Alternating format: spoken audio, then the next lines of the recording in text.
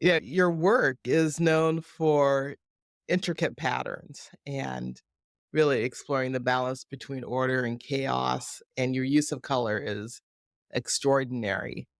Can you discuss your approach to pattern design and how Well, you approach it as a quilt maker first?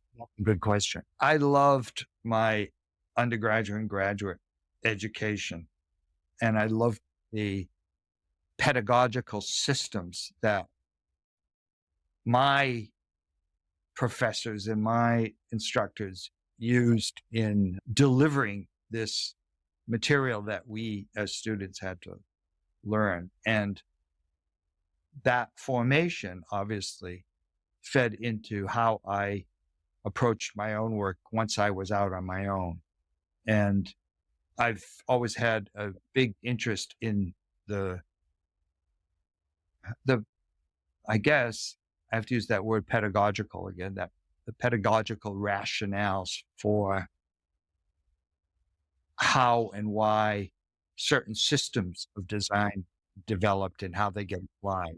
I have always been a big fan of the Bauhaus, for example. The Bauhaus is a German art school that whose practices and principles really laid the foundation for how art was taught in this country in the 20th century. Anyway, I built on that foundation. And uh, while I was generally fairly thoughtful and intentional in approaching the design work I was doing, I also looked for opportunities to break rules or Mm. take go out on a limb and take some risks and see what happened.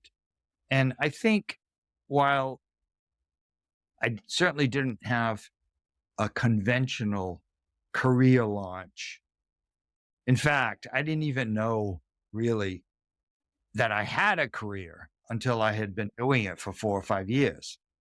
It didn't I wasn't I was just piecing it all together, and literally and also metaphorically. And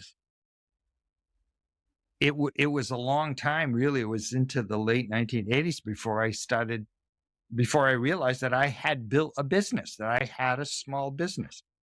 I didn't see my practice that.